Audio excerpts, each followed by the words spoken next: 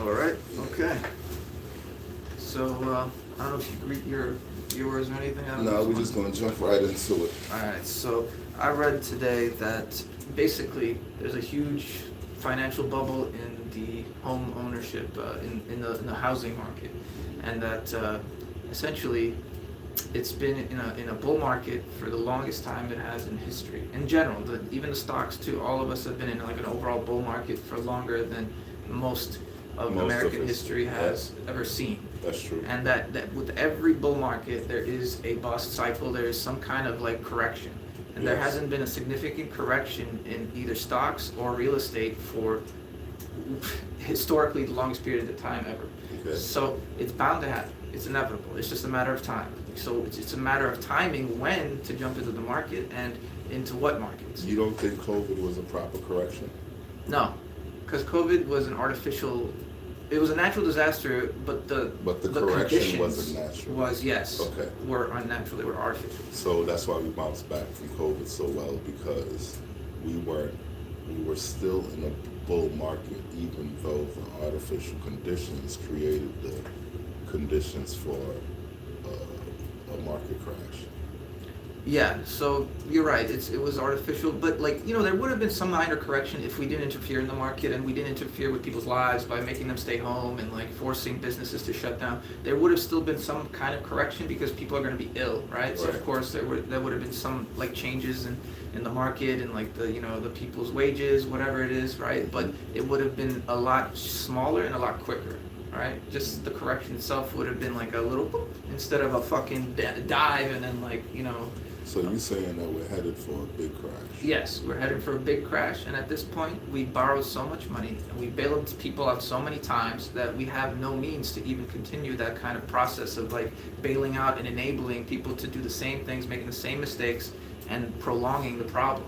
So like a lot of the time, it's like you're trying to have a temporary solution to a long-term problem, and Right. like it makes matters worse. It's like when people I don't know if it's a good analogy, but when you procrastinate your homework or something, right? Like it gets worse and worse. It accumulates and cumulatively, and like you can make excuses. You can try to make up the assignments, but it gets harder and harder to do the longer you are doing this like kind of like temporary patchwork. Because like Right. if you think about a house, like if you patch up something in the house temporarily, and then eventually over time those patches are gonna get worn out, and then it's gonna basically collapse like a domino effect all at once.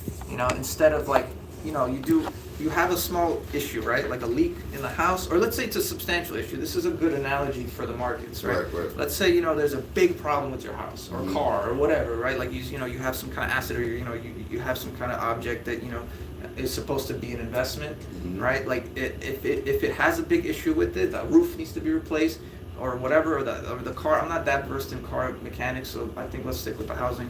If the house gets a big hole in the roof, and then you just do some minor patchwork to patch it up, and it's like, okay, we're good, problem solved. No, it's not fucking solved. Right. You're just gonna delay it for a little bit, and then you're gonna have to keep patching those holes, and it's in fact gonna get worse and deteriorate even more over time and accelerate like the deterioration. Right. So until you fully replace that roof or you do like a major repair, that little patchwork is not going to help. It's going to start leaking more and more, and then over time, in the long term, you're going to suffer more because you're going to have to eventually probably shell out for a whole brand new fucking roof instead of just a proper little minor local repair.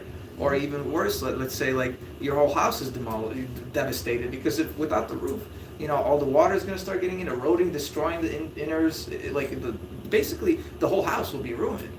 I would agree with you, except that I think the roof analogy is not a good one in the sense that a roof has a lifespan, regardless, right? It's a real object that you can only patch so many times. I think our financial market doesn't have that issue. I think it can be patched and patched and patched and Without patched the same kind of without the same eroding type of catastrophic deterioration, right. and like okay. I think that there will be resets, there will be restarts, but I think that's just the nature of the system, and the restarts aren't.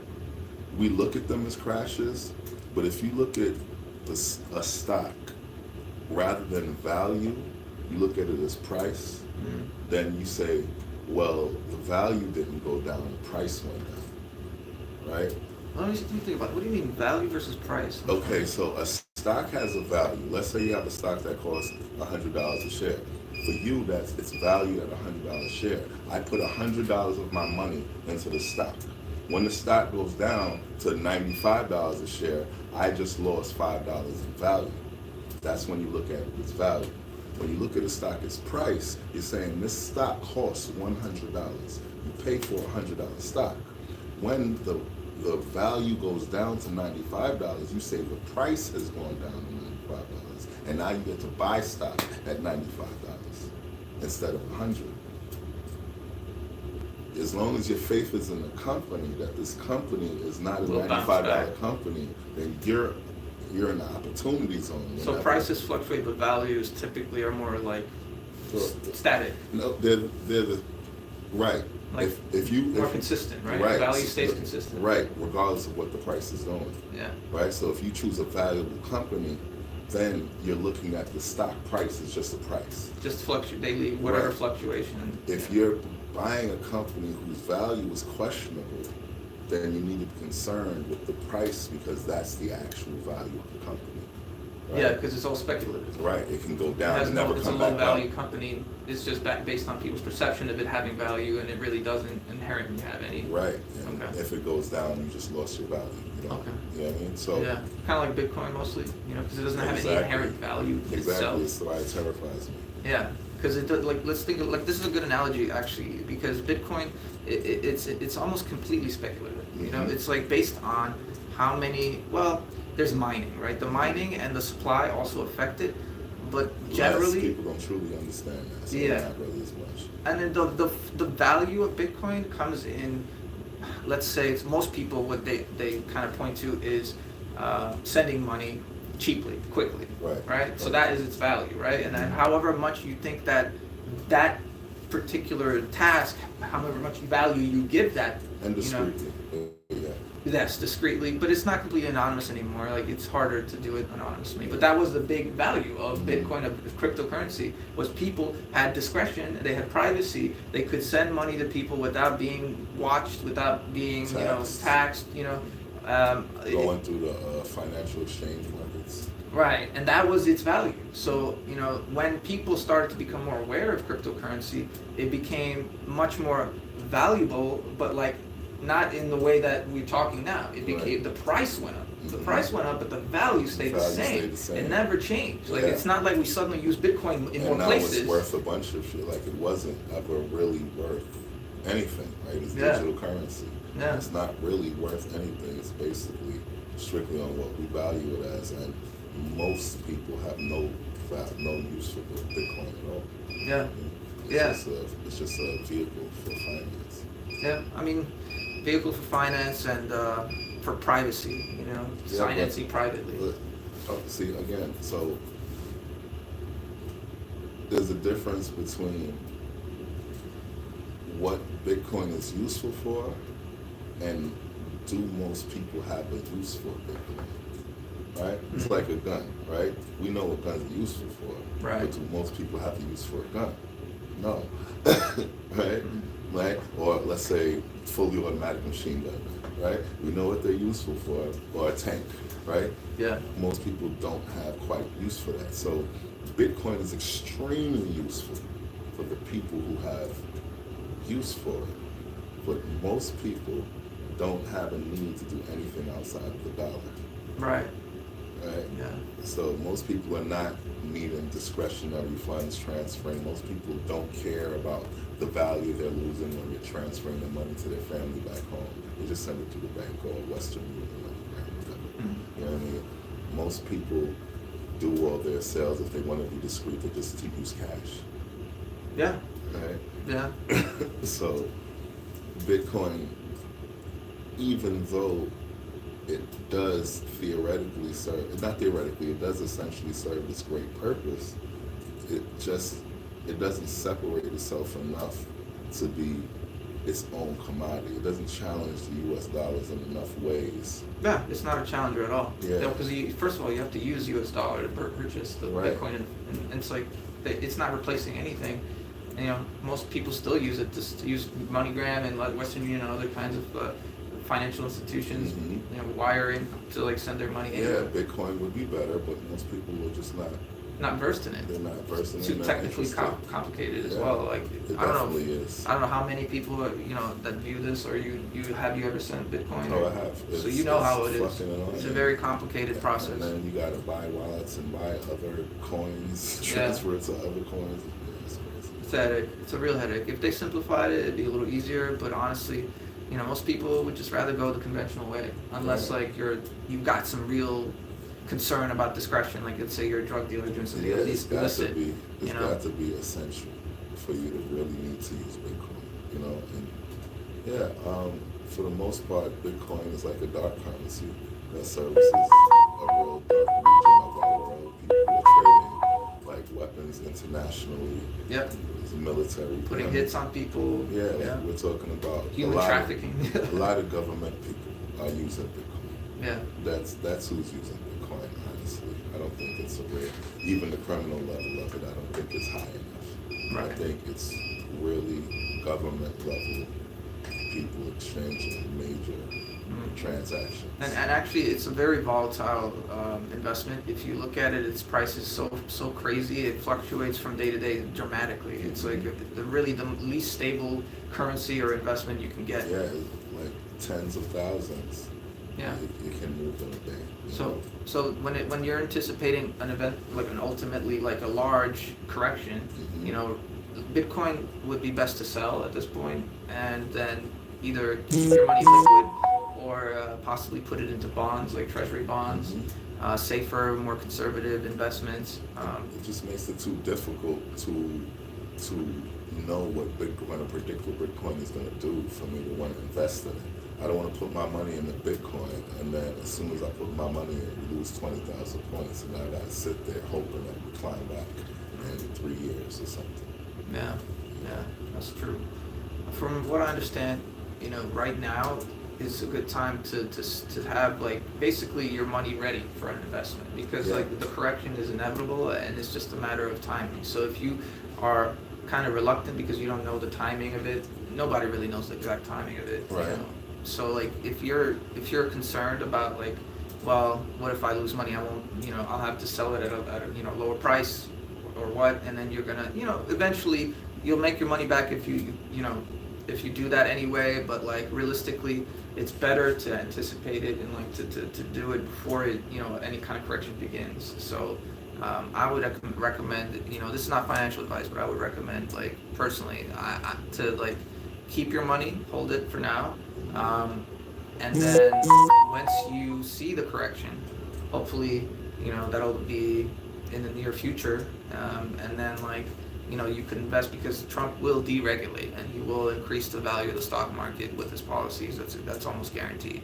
So like when Biden finishes, I'm thinking like somewhere between Biden leaving the White House and Trump entering the White House, there's going to be a correction, and that correction is the perfect opportunity to invest. So you think the correction, the crash, is going to come between Biden leaving and Trump coming in? Sometime either in the next couple of months, possibly like in the early parts of Trump's term, there I expect to be a pretty substantial correction, and that there's a lot of good reasons to believe that to be true. And if you look at even delinquencies on like car payments, on mortgages, like they're going up their highest it's been in historical like records, and it's only getting worse. And now, so what do you think is going to correct? Do you think the housing market and the interest rates and all of that will correct, or do you think that the stock market is going to correct? Do you think all of it's going to correct? Okay, I think this is a kind of everything bubble, as some people have been putting it. Mm-hmm. It's going to have an effect on all the markets, all the aspects of like finance. Really, it's just some of them are going to recover quicker than others. So like the markets can bounce back way faster, way easier than Main Street. Main Street is like real estate, people, regular life, humans, like purchases that you deal with, not the speculative or the stock market or the securities exchanges, right? So like, Main Street is going to get hit hard, and it's going to get hit hard longer, and Right. the recovery process is going to be much more drawn out. Right. With stocks, you could see like an immediate improvement, especially with Trump, because it's all about confidence. Right. Trump is going to increase confidence in the stock market, and people are going to put their money back in and buy more. That's why I think like right now holding it is the best. If you have a lot invested, to sell it and then just wait until that opportunity, which I would say is within the next few months, early part of Trump's term most likely. And then some of you will, maybe you could use the money from the tax returns if you're going to get any. Ideally, personally, I would wait though, because it's hard to believe this is going to drag out for too much longer. The way it is. Here's my thing. What do you think about the concept of they're going to take the mark of where Biden left the stock market? Whatever point value it has on the day he leaves office, they're going to make a mark right there and says this is what Biden has achieved, right? And then they're going to take a mark of where Trump leaves it and says this is where he achieved. Yeah. If the correction is significant enough, Trump would not have made enough of an improvement to the stock market to satisfy the Trump brand. What do you think about that as far as your idea of a correction? Because I don't think the correction works with what Trump would be trying to do. It makes a lot of business sense, but we're dealing with Trump, whose business path hasn't made a lot of traditional business sense, right? So, do you see Trump accepting a correction under his watch? Accepting a correction, I think he'll probably deny it, just like a lot of things he's denied. When I say accepting, I don't mean it happening and he's saying it happened or it didn't. I mean the correction happens, the stock market crashes, and he allows that to happen. He doesn't artificially juice it. He doesn't lower interest rates. He doesn't do something in order to stop the market from crashing or correcting itself, because he wouldn't see it as a correction. But you really think he's going to do the same thing as his predecessors did with the bailouts and like huge stimulus? No. So that's what I'm saying. No, I don't think he'll do huge stimuluses, but I think he'll kill taxes. Yeah. So that's what I'm thinking. Like that, he'll That's be able a to correct reverse some of it. stimulus. Yeah. Yeah, I mean, I think he'll kill taxes on everybody, leave enough money in everybody's So pockets. theoretically, people could make a lot of money in the next few months, the Right. next year or two, right? But the thing is, I don't think we're going to see. Trump, I think he can fix a lot of the correction. He'll probably like do better for the market to make it help it heal, help it correct itself, and like recuperate quicker than Right. like let's say Kamala or somebody else would have been able to do under their watch. But the thing is, he's still gonna have to endure the fact that the stocks are gonna be lower from the all-time high that Biden left it at. So like it's gonna take him time to get the market to go back to those levels. So the best time, I think the best timing in this situation is to sell at the highs, right? Like everyone says, sell highs, buy low. So when you sell at this point, it's gonna be close to the peak. But you're speaking from you're still speaking from the concept that the crash or the correction will happen. I don't see Trump laying down for that. I don't see him sitting down with his financial advisors and they're saying, sir, based on the market and what's going on, the correction needs to happen here. It will be happening. We see it coming, right? And the correction needs to occur so that we can reset and go forward. I don't see him sitting in that office in that meeting and saying, okay, that's the route we're going to proceed. So what can he do other than stimulus and then reducing the interest rates? I mean, listen. And he doesn't even have direct control of the interest rates anyway. I understand that, but he definitely has direct control of the interest rates. What? You're absolutely right. He doesn't have direct control of the interest rates, but he does have direct control of the interest rates, because he'll get on that fucking TV and he'll call that motherfucker by his name, call him all type of assholes and say he's the reason for this, that, and the third, and that motherfucker will get the interest rates right. Well, how quickly though? It's not going to be immediate. 1 quarter. That's what I'm saying. So you're going to see at least a quarter correction of substantial correction. Yes, that's happened under his presidency. So I would say, like, wait until that correction occurs. Then at some point during that bottoming out, Mhm. you reinvest whatever you sold, and then you'll make a fucking killer All profit. right, but are we bottoming out at a lower bottom than we are? We're already above, right? We're already starting to shoot, right? And Trump is going to take credit for all of this growth. From the date of his election, he's going to take credit for that, right? And then he's going to blame Biden for the correction that's inevitable. All right, of course, guaranteed. Yeah. All right, so, but the correction that happens, if it doesn't take us below Biden's point, then is it really a correction? And should people have waited to invest their money until that point, or should they have invested already if the low point isn't lower than our low now? If the new low, It is going to be lower. It's going to be lower. Definitely going to be lower. Yes, it is definitely going to be lower. The thing is, though, if you're confident it's going to like continue to grow afterwards past the point of like the highs, Mm-hmm. okay, well, that's a bet you can make, but I don't think that's realistic because this type of correction is so massive. Like, I don't know what kind of craziness he would have to do to stimulate it back to all-time highs or higher. Well, when Trump was president the first time, the Democratic Party was praying for inflation or a depression or something to happen to knock his economy off track, right? They got their wish. COVID happened. He was a president under a bad economy at that point. Election came, he lost, right? That's usually how elections go. Under the Democratic Party, it was drastic inflation, right? Mm-hmm. And we're kind of leveling out now. Biden has done a good job of leveling out the inflation to where it is now. The problem is that the prices haven't come down and the freaking income has stayed the same.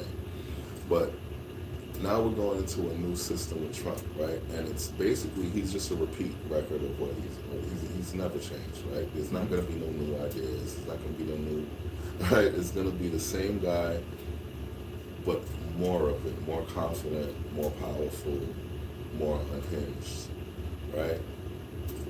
And I just don't see with that person coming in, like the new version, Trump Super Saiyan mode, I just don't see him allowing a major crash under his watch. I can't say, he doesn't control it all, like you said, right? There's some of it that he can't completely stop. But I just don't see the lows being, I don't see us ever going back to anything under what Biden's going to until he's leaving out of office. I think we got at least 3.5 years before.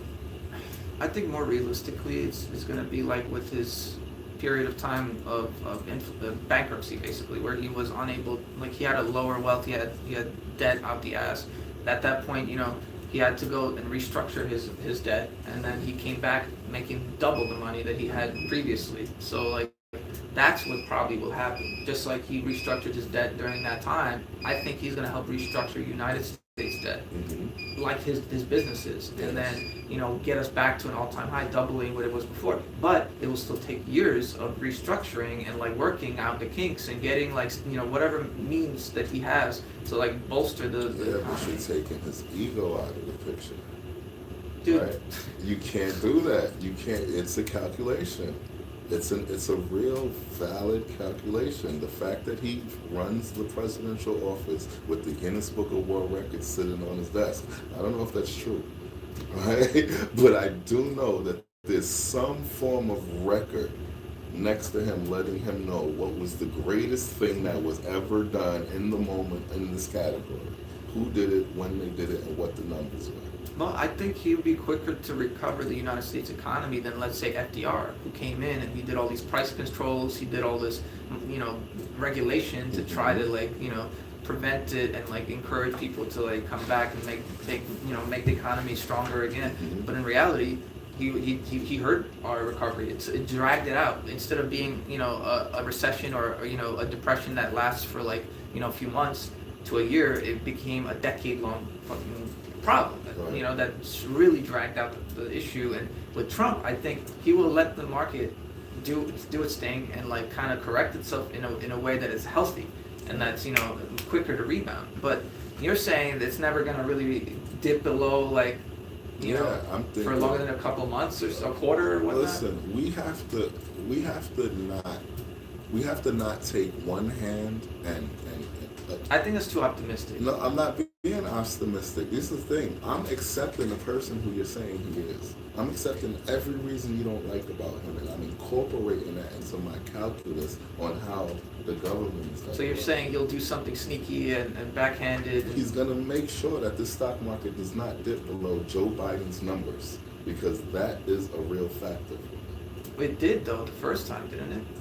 No, he was beating Obama on basically every chart, every accolade in every category, and the reason is not during COVID, did it dip below what it was during Obama's term too? He let it dip below. COVID was uncontrollable. Right. COVID this burst is going to be uncontrollable too, man. COVID was an active nature. The stock market is man manipulated, right? He has power over the market. He's not complete power. He's not God over the stock market, but as the American president, he has huge influence over what can happen in the stock market. COVID was out of everyone's control, and not only was it out of everyone's control, so nobody even knew what they were dealing with COVID. So that's a kind of different kind of situation. You know, I really hate that it happened under this presidency because it really left a tarnish on him that people kind of held against him. Yeah. And it shouldn't be held against him. And nobody could have done a great job on COVID. I think the idea of great job should have been lowered for COVID. You know what I mean? Like, it was a bad situation. That being said, I take all of those things and I say that we can't, on one side, say that he's this type of sleazy guy, right? And then say that he's going to go into business for the government and not pull cards. He's not going to pull the rabbit out the hat, do the tricks. I think he's going to do all the dirty tricks. I think he's bringing all these private businessmen into the government who don't have real government experience. All they know how to do is dirty business deals. The reason why all of his people damn near went to jail the first time is not because they were like trying to do dirty government shit, is because they were dirty businessmen. It had nothing to do with like government shit. It was just, they were just really dirty businessmen. So at the end, they were dirty businessmen that knew how to cover it up and make it look legal, right? And so that's who he's bringing into the government. You know, that's who he's bringing in running. And I personally feel like his ego will not allow certain numbers to be crossed. There are certain unacceptable numbers that Trump is going to have in his head on his desk that he will be fired if the number hits this time. I don't know. That's really giving him, I think, way too much credit. He's got influence, like you said. He's got the ability to, you know, impact the stock market. Granted, you know, it's just that he's, like you said, not God, and he's not going to be able to work miracles on the market when, you know, there's this huge bubble that's bursting. This is an everything bubble we're talking about. We're not just talking about a stock market like bubble where, you know, a certain industry is overvalued, like the .com bubble, the internet bubble, or you can even say like the AI is in a bubble too. You don't think COVID gave us a break? COVID did a helpful correction there. Yeah. I think COVID gave us an extension. But it bounced back to, you know, way bigger, higher values than it ever had, and there's a lot of overvalued market, you know, a lot of overvalued stocks in the market. And that's always dangerous, right? And there was a time in the Trump's presidency where the market was not stable at all, right? So that is a real thing. But again, his last presidency was so focused on what the stock market was doing. It was so focused on what the stock market was doing. And it was literally on a monthly basis, they were just saying like, Trump's beat his own record. There was no more other records to beat. There was not like in history records to beat anymore. they were not like other presidents' records. It was like Trump has beaten the best record since the last Trump's record. He kept setting up his own goalposts higher and higher. Mhm. Yeah. So, you know, I just feel like make it great again, being a theme and being a motto. So if you were saying the Democrats were hoping for a recession or the Mhm. depression or whatnot, Yeah. you know, I think that might prolong the like bubble. It might actually continue to grow because they don't want it to burst under Biden. No, they So they're don't gonna want, keep no, they it don't. inflated until They want it to Trump burst comes under in, Trump. and then try to time it so that it bursts exactly at the time that he's in office. I would think that the best burst would be like That's in what his I'm third saying. year. That's what I'm saying in his first term, in his early, I mean, the first quarter, the first Yeah. few months of his term, I think is when you can I think anticipate a bubble. the biggest ammunition and the biggest weapon for the Democrats would be if somewhere in the first year there was a big crash, and then there was like a 6-month, 7-month correction period. That would hurt. I think that's probably what's gonna happen. That would hurt. That would hurt because the "I told you so"s would be raining and echoing from every corner. At this point, this correction is out of his hands. But you're doesn't right. matter. People will say, they Yeah. will associate it with him because Yeah, he's it the would. one that was at the buck at the time. Right. So I agree that it wouldn't be good for him, but like ultimately, I think he would be better for the market than any other candidate that I could see out there Yeah. for like recovery and how quickly it will And happen. like you said, I like the way you use correction. I use crash because that's just the word that I grew up using. But correction, for me, and what I like to do with the market is a far better word because Yeah. I just look at it as an opportunity to buy. Yeah, exactly. You know what I Right. mean? Like if you talk about like crashes in like the way you use it in a car or some kind of like vehicle, when you crash your vehicle, especially it's a bad crash, it's totaled. Yeah. That's what I think of when I hear crash. I think of like the car or the vehicle being totaled with being unusable, being Mhm. completely destroyed. Right. So when people say, "Oh, there was a crash," and then they'll be like, "Oh yeah, but the market got better." I'm like, so there really wasn't a crash because there would be no fucking market Right, if it was a real crash and it Mhm. totaled, it would be done. Right. So it really is, I think, a better way to It's a- describe it. Absolutely. Unless it's like extremely severe, like with the 1929 Where market you got a crash. crash. That's a true crash. So That's a crash is something that people can't recover from. right.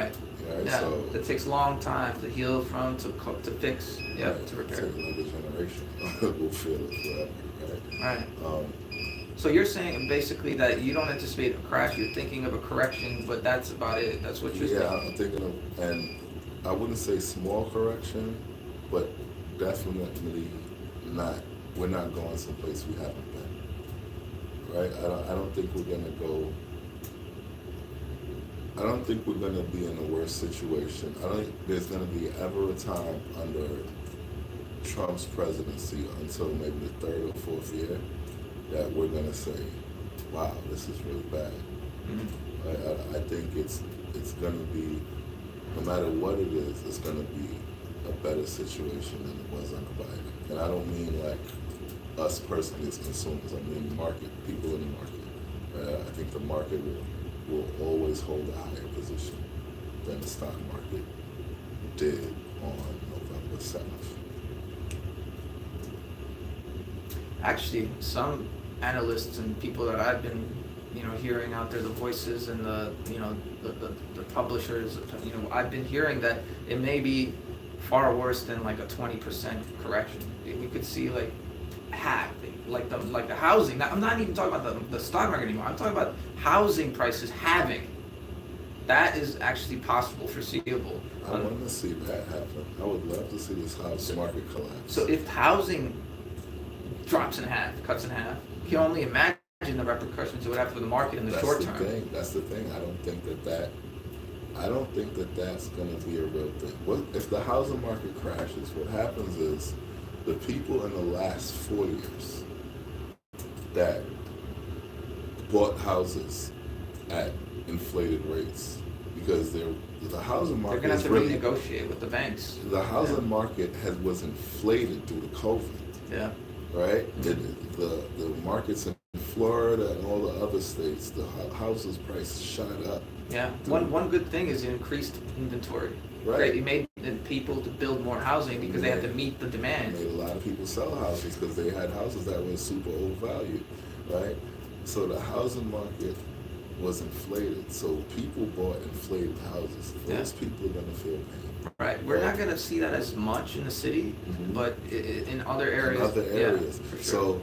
So when the market crashes, those people have to feel pain. And another one that people don't really talk about is the commercial real estate market, which is extremely close to completely bursting. It's already at record lows. Oh yeah, since selling COVID. for pennies. Yeah, since COVID. For just the value of the land. But again, when the housing market crashes, I don't think that that's going to be pitched as a housing market crash. I think that'll be rebranded as Trump has brought down the prices of houses. You would do something like that, yeah. That's that's and that's going to encourage confidence back in the stock market. Yes, we've got the most homeowner shit buying. You know what I'm saying? The cheapest homes. Finally, people can afford them. The most people in history rushing back to the housing markets becoming homeowners. That's what's going to happen. I hope he does. Yeah, I hope he bolsters the markets and improves employment. Because we did have record high employment rates during his terms. Mm-hmm. So I'm looking forward to that, and housing prices finally being affordable, and so if wages continue growing, record high wages, record high employment. And then record high stock market, and then affordable houses. That's a perfect situation where life is actually much better. Gas being cheaper, transportation cheaper, deregulation, red tape, taxes lower. That's going to make businesses thrive. More people are going to be having easier lives. You sound like a Trump supporter, man. I'm hopeful. But I'm not sold. I don't believe that he's a messiah by any means. He's not some kind of savior, a miracle worker, Can you believe that his words are a threat? I do think he does have a certain, I guess, recklessness in his verbiage and his vocabulary and the way he talks and speaks. How much do you feel his words equate to action? Is that...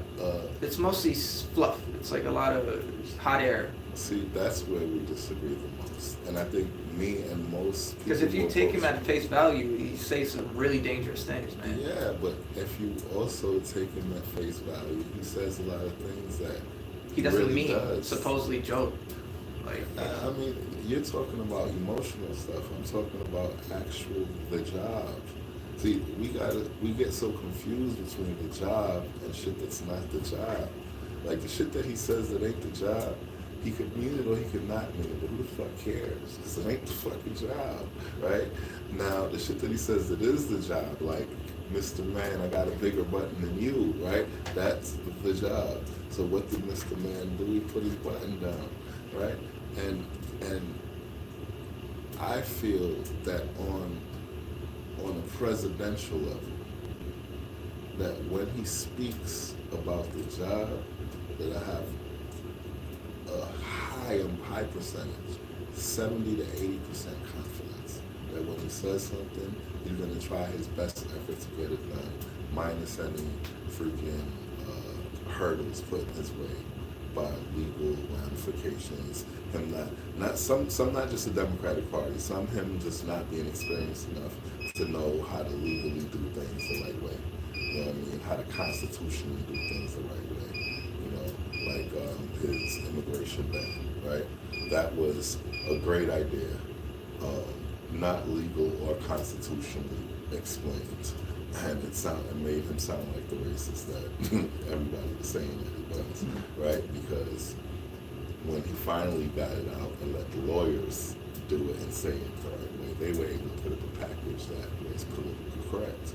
Nah, I don't know about politically correct, but yes, more eloquent. Like, ban all the Muslims, like, yeah. like, bro. You know what I mean? Like just ban the sneaky and shady ones. That's all. Yeah, like, bro, let's let the lawyers work this out. Okay, we're gonna take Obama's list, right? And we're gonna just add 1 or 2 countries to it, and we're gonna say it's Obama's list. And you know what I mean?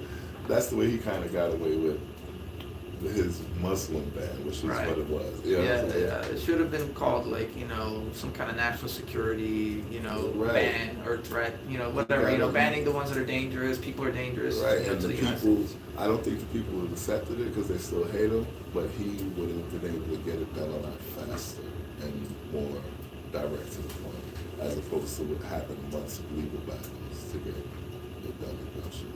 Right? I'm hoping that he learns that part of it a lot better, because he shot himself in the foot a lot in his first presidency, and I saw him do it a lot in the campaign too. Oh yeah.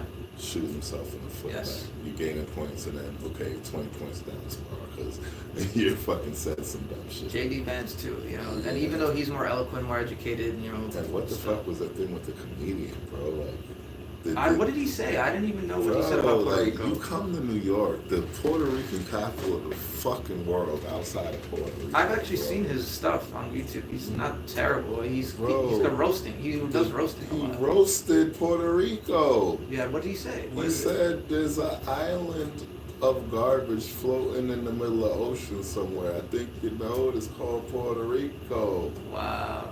He said that in Madison Square Garden, bro.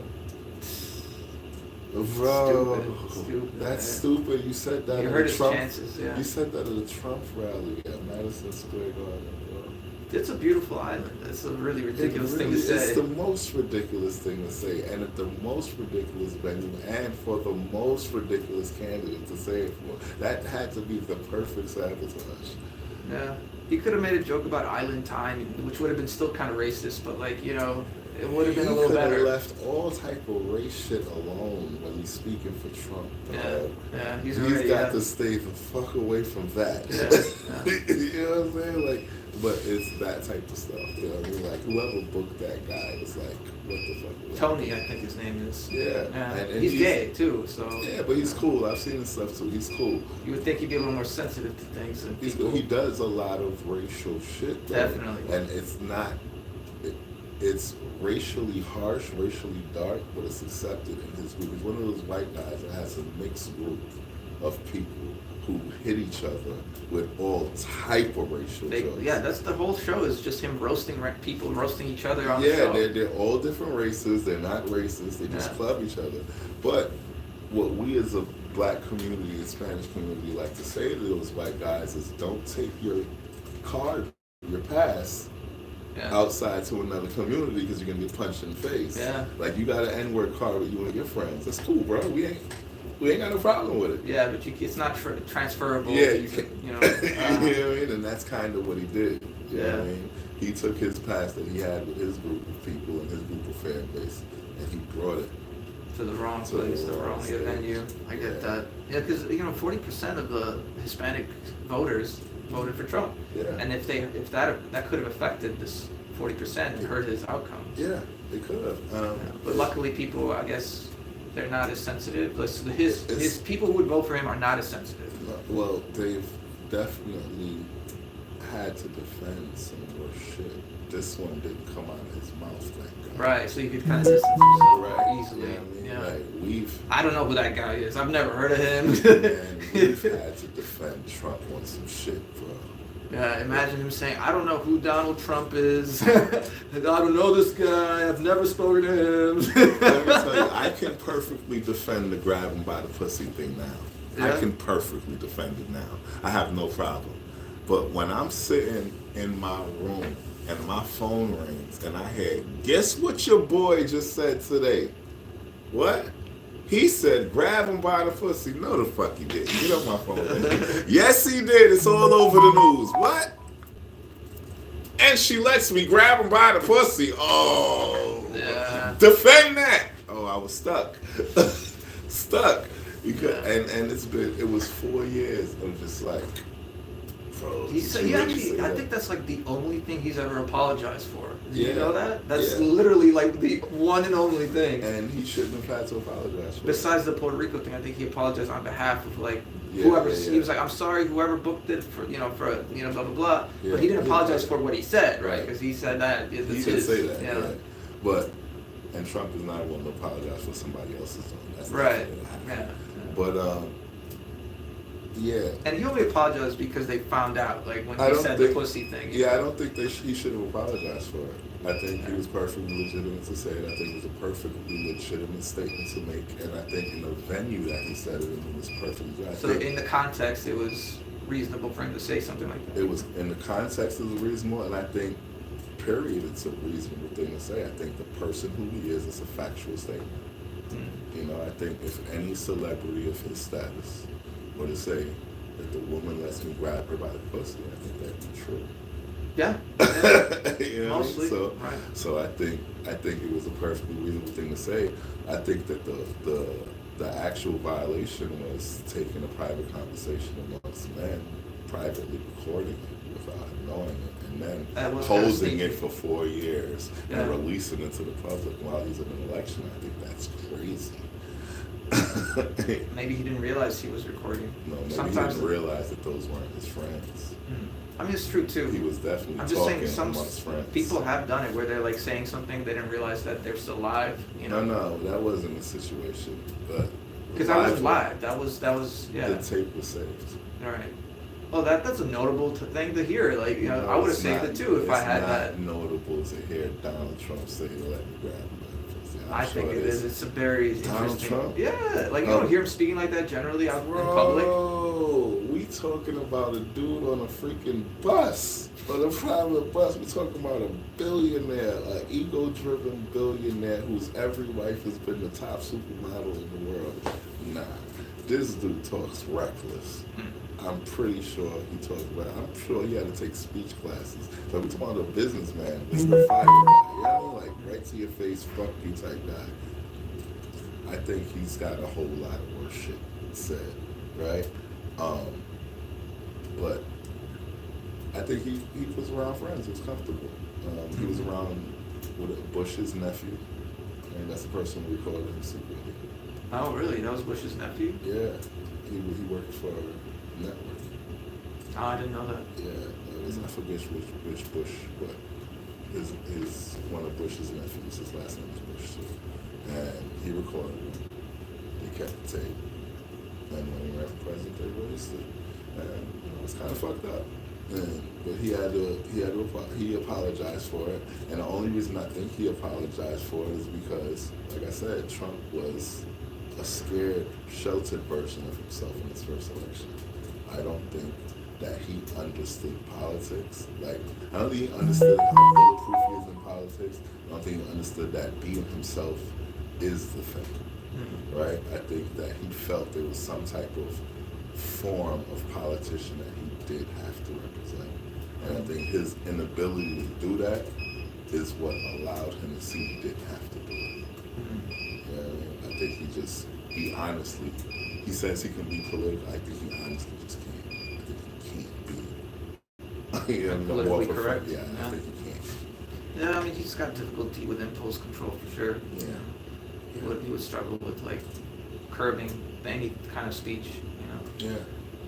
But what about like this whole thing about when he's claiming he wants First Amendments like to be, prioritized to like, make freedom of speech more like prevalent, like more free, and take off restrictions, and then at the same time he'll go and tell a reporter like, you know what, I'm not talking to you. Shut this down. Unless you give me softball questions, I'm not going to talk to you. Yeah, because we're confused and thinking freedom of speech has anything to do with the press. What do you mean? Freedom of speech has nothing to do with the press. The press is protected by freedom of speech. No, the press is protected by freedom of press. Freedom of speech has to do with us being able to speak. The fact is that we are the ones whose speech has been limited. I can't go outside right now and say, thank God Trump has won the election. Yeah, you can. You crazy. Why? I can't even have this conversation out loud. I gotta whisper. Why? You can say whatever you want about what you're saying. Everybody's listening. With me, I gotta whisper what I'm saying. I don't get why. Because we live in a blue state and everyone is Democrat. There were more Republican, or more like people voting for Trump in New York State than anyone ever expected. That doesn't mean anything. Everyone is a snowflake here. They're all. Yeah. We're not talking There's a lot of about. liberals for sure. Yeah, we're not talking about the Democrats that are open-minded. We're talking about the cut you off, never speak to you again. Yeah, there's a lot of Democrats. cancel culture, and you know the thing is the conservatives do that too. Like when there's like something happening, let's say, you know, Disney, you know, wants to support some kind of woke agenda, they go, let's cut off Disney, stop going to Disney, let's, you know, burn these Disney things. Yeah, You know, but same with Nike or whatever you're, else. You're a little bit. Listen, at some point we gotta accept the reality. Is that not cancel culture too? No. Like they're basically No. canceling the people or the business or whatever. No, you cannot give false equivalencies. How's that false You equivalent? cannot compare someone saying that I believe in a candidate to someone saying I want to have gay puppets dancing in front of my children. There's no equivalency there. That's not what I was comparing. I'm comparing But like, you are though, you know, because every time you're talking about a liberal cause that needs to be canceled, you're talking about something like that. You're talking about something that people are really morally and spiritually and religiously and just culturally against. The Democratic Party has left the culture of what America is, right? So anytime that you're talking about a woke agenda, you're talking about something that is completely revolting to Americans, which is why the election went the way that it is. It didn't go that way because of the economy alone. It didn't go that way because of immigration alone. It didn't go that way because of LGBT community being forced on the children alone. It's a whole conglomerate of everything the Democratic Party stands for is completely opposite to the moral compass and to the financial compass and to the cultural compass of what America stands for. okay. We're watching babies get blown up in the Middle East and we're saying if anybody stands in the way to stop it, we're going to blow you up too. Yeah, I think that's pretty messed up. That's against American culture. American culture would have said, I don't care whose side you're on. If any more innocent civilians get caught up in your war, there will be consequences. We're going to step in and drop bombs on you. That's the American Well, culture. let's think about, like, for instance, when like Colin Kaepernick, you know, Mhm. took a knee, you know, that was a freedom of speech. It should have been protected, but no, the business actually wanted to fire him. That's not freedom you of know, speech. That's a freedom of expression, and that goes in There's no hand in hand freedom with the of First expression Amendment. at work. Right. Well, yeah, with private institutions, private businesses, you know, that's a different story. You have to accept the laws, but you can't bend them. Republicans follow the laws. Republicans, the racist people who went and marched with the tiki torches with the KKK people that did the march, that Trump said are good people in most Yeah, states. and Trump Right. didn't try to shut them down, but You they'll know shut down why? a pro-Palestine You protest. know why? Because in that clash, there were two groups of people. One people had licenses to be there and protest. The other people didn't. Which group do you think had the licenses to be there? Are you saying that the white supremacists had Had licenses? the licenses to be there. Hmm. Now, who's the law supposed to protect at that point? Honestly, the law. The law-abiding citizens. It's a fucked up situation, but you have to accept the law for what it is. The KKK marched down the streets in New York City. But cancel culture is not also illegal, you know, canceling someone or refusing to basically help or support a business or whatnot because of the fact that you disagree with them ideologically. That's within your rights. Oh, It's absolutely. not against the law. Just like the Absolutely. Republicans, they do the same thing. It's like, you know, kind of frustrating when conservatives, especially on the far right, they will criticize the far left when, you know, I personally, I don't align with the ideologies of the far left. You know, I'm more of Only a, with the far right. oh yeah, so I'm more of like an independent. You know, I actually voted when Obama's first term came. You know, before obviously when for his first term the votes, you know, I voted for a libertarian candidate, Gary Johnson, which was dumb. You know, a lot of people made fun of me for that because it's like you threw your vote away. It's like it's not the point. You know, the point was that ideologically, you know, I didn't exactly believe that, well, actually it was the second term. The first term I would have voted for Obama. It was the second term that I saw how disappointing his first term was and how little he actually accomplished that I voted for the libertarian ticket. And it was a waste of a vote for some people, but to me, it was a principle. You know what I mean? You Like, can't vote for the wrong guy.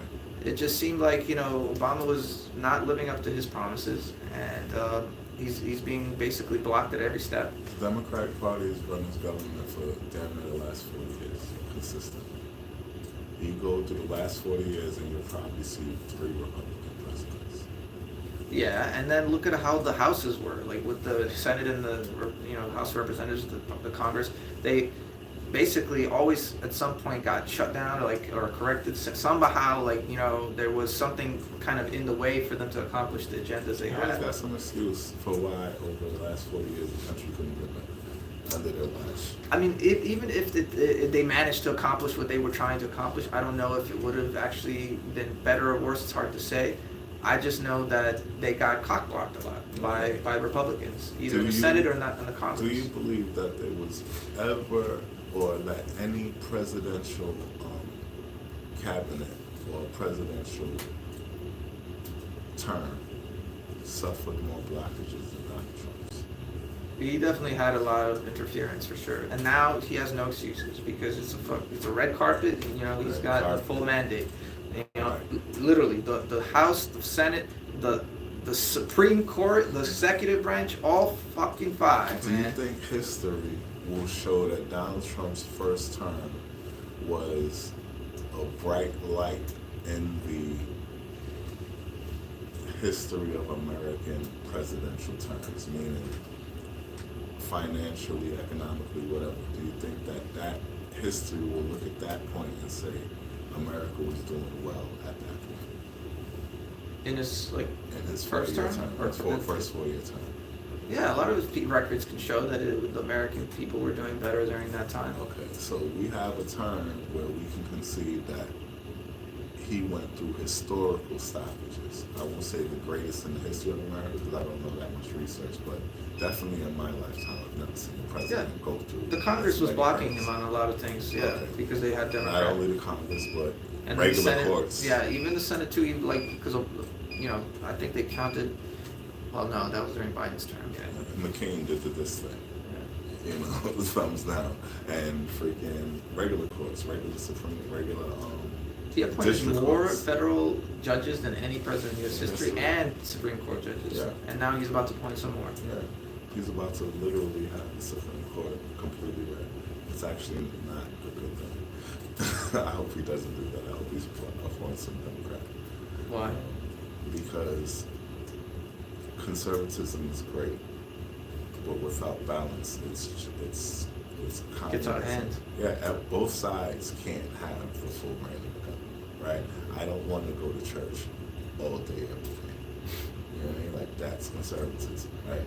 I don't want everybody and their mama who has the right to breathe to have the right to any type of gun that America makes. Or for abortions to be illegal completely. Completely, I don't believe in it. I actually had a young lady, because I agreed with Trump with the every state should make a decision, because I feel like if I live in a Bible-thumping state, I wouldn't want to pay my taxes towards Abortions. Against my own beliefs. However, and I wouldn't expect them and their beliefs to come and try to stop us from having an LGBTQ ticker tape parade down Main Street where we celebrate the culture, right? I don't expect them to understand that, and I don't expect us to understand that. And I think that state-to-state judgment is right. Then the young lady said that it should be made federally legal where it's mandated that it's legal in all states, but the state determines the time period. And I said, I do like that better.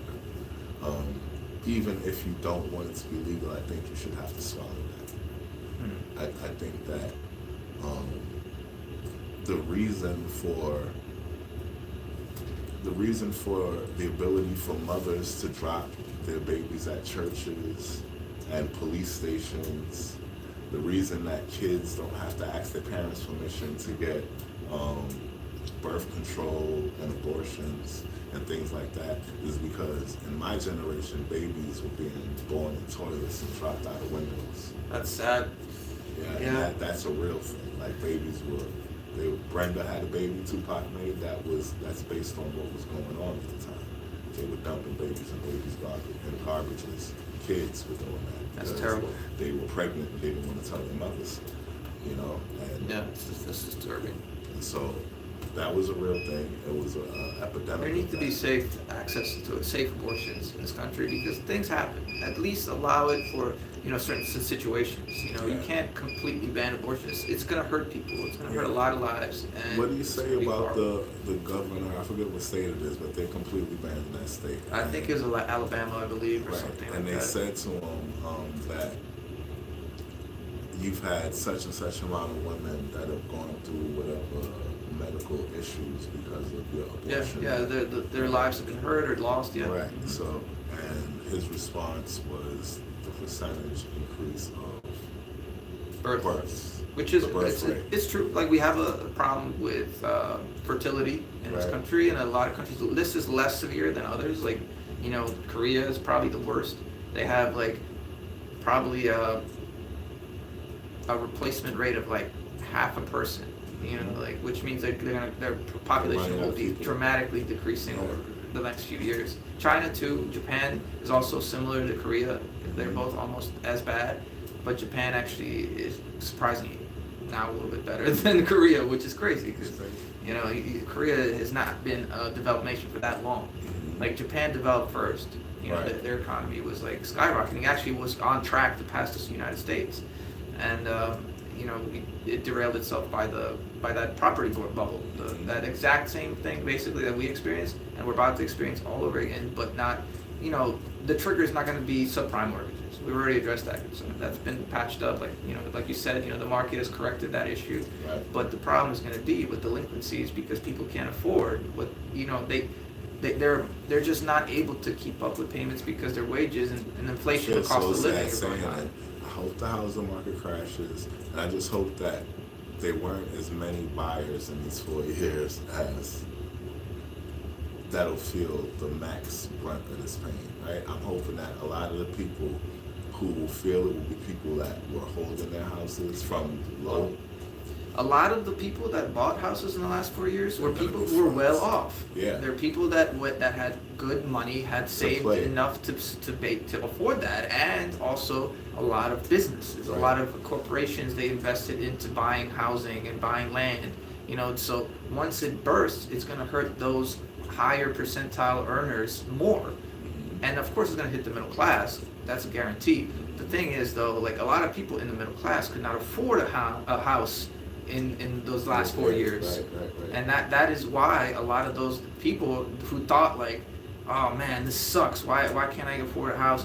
They're gonna be like, if they've been saving and like trying to save up to finally afford a home, they're gonna be like ecstatic that they're finally in a position where all this is extra now. We have more than enough to buy a home, and we could even invest into a nicer home or Do like. you think there's a way to put the stock correction into the housing market instead of letting the entire market feel it and the entire system feel it, shuttling Wait, the you're losses? saying to basically use the stock market to like counter the Right, market losses? use the losses from Real the estate. stock market that are naturally going to come. They're coming. Trump is seeing them coming. His financial people are telling him correction is coming. There's nothing we can do about it. Is there a way to shift those losses into the real estate market away from the stock market, right? So the stock market doesn't feel those losses, but the real estate market So does. are you asking if the real estate bubble bursting it can change from the real estate an everything market- bubble to just a real estate Yeah, bubble? because a real estate bubble can definitely affect the stock market, Yeah. right? There's a real estate crash can crash the stock market, but can a stock market crash can a pending stock market crash be shifted over right into just a real estate bubble? Is there a way financially? Is there some trick that you can come up with in your mind to Well, this transfer market, those losses? I don't think the stock market correction is going to happen first. That's the wrong order because like the Because stock it would have market's to be caused by something. right. Yeah, it's got to be triggered by something outside of itself because it's already correcting, like you said, naturally correcting itself and patching up any problems over Right. time. Like that's what the market does. It just it independently operates and like able to self-correct. Right. But like with let's say a housing bubble bursting, it should theoretically affect every market, the whole Main Street and Wall Street, right? The thing is, though, you could, like we were asking earlier, I think you could try to, let's say, use the stock market to help somehow bolster or address it. Like use private enterprise, use the markets and the entrepreneurial spirit to kind of like try to figure out a solution. How do you force a housing burst, a housing market collapse? How do you force that? To force it. Yeah. How do you make that happen? If you can protect for it, then you cannot protect for it. So you're trying to artificially what's the word? Induce, yeah. Right. A market. So you can be prepared for it when it happens. Well, I don't think a housing market collapse is bad if you accept the acceptable losses, collateral damage, right? Mm-hmm. It's a war, right? So you take a look at the landscape and you say X amount of people bought houses. I think that the amount of people, if we're saying that they're wealthy people that bought houses in a rising market. So, okay, I actually did have an idea. Right? Let's say BlackRock and businesses like BlackRock who buy up single-family properties, even multi-family properties, any kind of real estate for the purpose of residence, mm-hmm. right? Like all those companies, they're basically forced to sell. They buy in wholesale because they're not buying single-family plots. Before they buy anything, you are asking how do you start the bubble? How do you burst it? Right? If Trump orders them or somehow encourages them, convinces them to sell all those. We'll subsidize all of this shit. Right, like give them some kind of reasoning, right? And they do it. And time it. Like, hey, we're selling on this day or whatever. I don't know if that's even fucking legal, but let's say hypothetically somehow this guy gets this to be legit. Like even if it's not legit, he doesn't care. He'll do whatever it takes, right? So they initiate the sale of all these houses. That's what initiate the burst. Yeah, because supply and demand. There'll be so much property on the. There'll be a sudden what's the term? It's like a sudden just like a bunch of inventory just showing up all at once. Yes, a deluge is a good word of houses just becoming available on the market so suddenly it will burst the bubble artificially, like you said. That's one way you could do it. Yeah. So now you burst the market. And actually, he did talk about that. He said, I'm going to make it illegal for companies like BlackRock never to have single-family houses. I'll make a law. And he has the means now. He can make that a law. And then once the date of the law enacting that would burst it. Yeah. That would happen immediately because the money guys would jump on it before it started. It would probably start bursting before that because of the fact they saw it was coming. But it would definitely accelerate. It would be like, and the common man would jump on it. That would burst. You would have an outcry from the homeowners, who are losing, the ones who bought houses and are losing immediate money that you can get. That would be a more reasonable correction. Yeah, you could renegotiate whatever the houses they overpaid for. Yeah, you get some news to get tax write-offs for it. You paint those people that are crying off and you tell a sorry story about them, or you let the bad news let the news media run with whatever bad waves gonna come with that. And then you just show the correction. That might actually help. Yeah, I don't know. That could speed it up and make it a little easier potentially. Yeah. It'll hurt those fucking companies. Those companies will suffer a little bit. Yeah, it'll hurt. But I've seen Trump damage people. But then also think about it, though. Yeah, it will hurt them temporarily, but the reality is they just sold those houses at the all-time high or close to it, right? They all just sold them now, and now they have all this cash flow, that suddenly, whoa, what do we do with all this money? Guess what they're gonna do? It's like they did investing in bonds. It's like they did a bond market. They sold their bonds or something. That'd be like what it'd be. It'd be like they're selling their treasury bonds because it's a investment with a low. Yeah, their assets. They're selling a bunch of their assets all at once, and now suddenly they have cash to invest into the other parts of the market where they're allowed to invest. Yeah. So that would be a good move, actually. I didn't think about how that could affect the market. Yeah, because the thing is it's all about how you paint it, right? And what would be worse? And I don't think that enough people were home purchasers during Biden's presidency that enough of America would have a voice to say that this was a bad thing.